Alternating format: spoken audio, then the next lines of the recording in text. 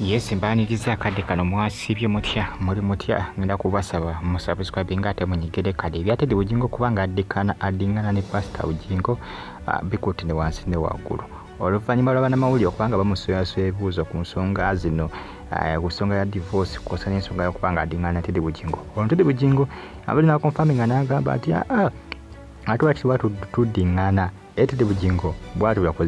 bwe yategeeza yagamba nti nno ku lwaki nga baba baddingana ne Pastor Bugingo oludde bakyali bafumbo kati lwaki baba baddingana kibategeeza nti Teddy Bugingo ye mukazi omutuufu mu mateeka ye mukazi wa Pastor Bugingo jika nabagamba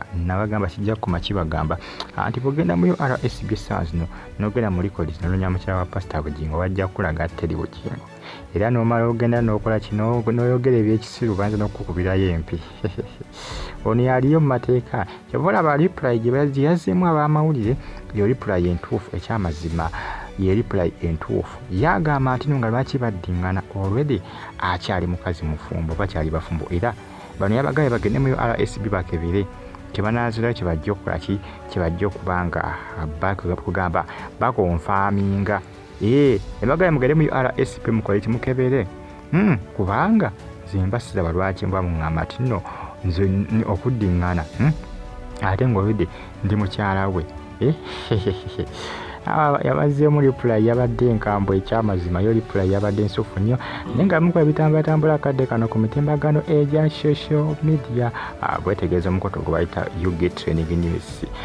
site UG Training News agamu ku mawulire aga trending akadde kano ku mitimbagano egya social media nsonga za Teddy yagamba nti nga lwaki tuddingana ate ng'olwedde ndi mukyala we kale tisitole ki sigamba nti twali twawukanye tebafumbo twali tubusaziza mu mateeka nedda naye nga reply yeyo ntuufu kuba tebabusazanga musinga tebabusaza mu bane babuluzaawo kubayita okuddingana n'obufumbo bukyaliyo mu mateeka mu RSB kibategeera tebaawukananga tebaawukananga osobola okitegedde bulungi abasinga tebakamanyaako nti obufumbo bukyaliyo eri mu mateeka mu RSB tebaawukananga abasinga tebannakitegeera era abamawulire nze mbewuunya okumubuuza ebibuuzo bwe bityo ekyamazima era nga ekinsuukako naye nga reply nsufu nnyo era reply ntuufu nnyo nga gyenkomeza bane baagala nnyo mwena abanfollowinga abasubscribinga ne munyiga kale nti mwakola kyamaanyi nnyo bannange mwakola kyakabi nnyo kubanga mwasubscribinga ne munyiga kale nabagamba nti wano mba ne updates ezina value updates mba nazo zina value mba n'amawulire agaba gatambula okwetooloola eggwanga lyattu Uganda nkinyiza okusaba kiri kimu kyokka ku nfollowinga osubscribinga onyige kale ate ojja kubanga wejjusa nfollowinga likinga commentinga subscribinga onyige kale ebirala obindekere ensonga za Pastor Bugingo akosa ne mukyala Teddy Naruswa ebyokuba nti no abayeyade bamubuuza nti bakola kinti baya nti tebaddingana ddi nti ne Pastor Bugingo yewate yabagambye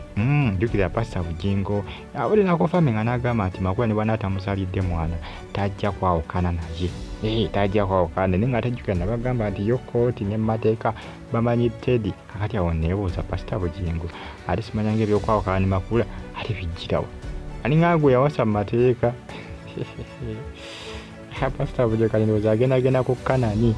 olunaku ndowooza olw'enkyagambe nawuliddeyo abaleekaana simanyanga Makula simanyanga saamuwasa mu mateeka manyi si balina bambega bendooza abeerako vidiyo zaffe zino nga baziceekinga nga baziraba ne bamutwalira amawulire abeerako ku social media nga alaba vidiyo ezitambulatambula naye nga ensonga zeezo Musumba Bugingo Pentagon ye ekyaliyo abazimbi bajja eri abeesowodde nga bagamba nti batuwefe tusime omusingi ensuulu tuzirinda batufumbire nga akawunga oba akatogo tujja kusimanga omusingi eri abeesowoddeyo sebo na Uganda naye nga munange ensonga zezo ensonga za divorce Teddy Bugingo yagamba tayawukanangako na Pastor Bugingo aye abyegaanye naye nga ate mutuufu erudda kubanga obusinga bali bayawukana URSB yani wali yakonfaminga dda era twali bitegedde nejjukira ebiseera bagenza mu kooti baagaana baalema okukaanya sijja kukoma kibagamba ekyo mbere nga mukimanyi nti baalema okukaanya olw'ensonga nti Teddy yagaana za Pastor Bugingo yali na proposal yali alesino zeyogabana ebintu netidi nakola ki nagigaana n'agaana okuba nga ajja approvinga era kooti nesoka n'ebivaamu ebintu byabwe nibaga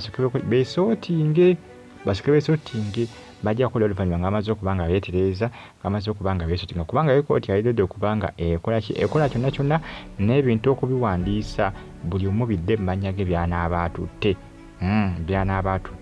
oba omwatwala Sooti FM omulala atwale Sooti TV nga ku Sooti TV teri Bugingo yakulya abakozi bonna n'ebintu n'essente zingera nga alina okuba nga akola ki azimanyako oba atwala Sooti FM byonna kooti yali bagambye bakole ki abadde baseka okuba nga beesootinga wabula ekyo kyagaana agaliwo geeko ate liyagamba takolangako divorce na Pastor Bugingo era tayawukananga naye era okuddiŋŋana naye bw'oli bwamubuuza nti anasobola okuddiŋŋana ne Pastor Bugingo aba tamutedda olw'ensonga nti ye tayawukanangako na Pastor Bugingo kubanga bakyali bafumbo mu mateeka obufumbo bukyaliyo mu RSB olw'ensonga tebabukansolinganga bukyaliyo mu mateeka Faadi TV Faadi Uganda KB TV gikoosa ne RTV Uganda no mubaye bulungi mpagala nnyo mwenna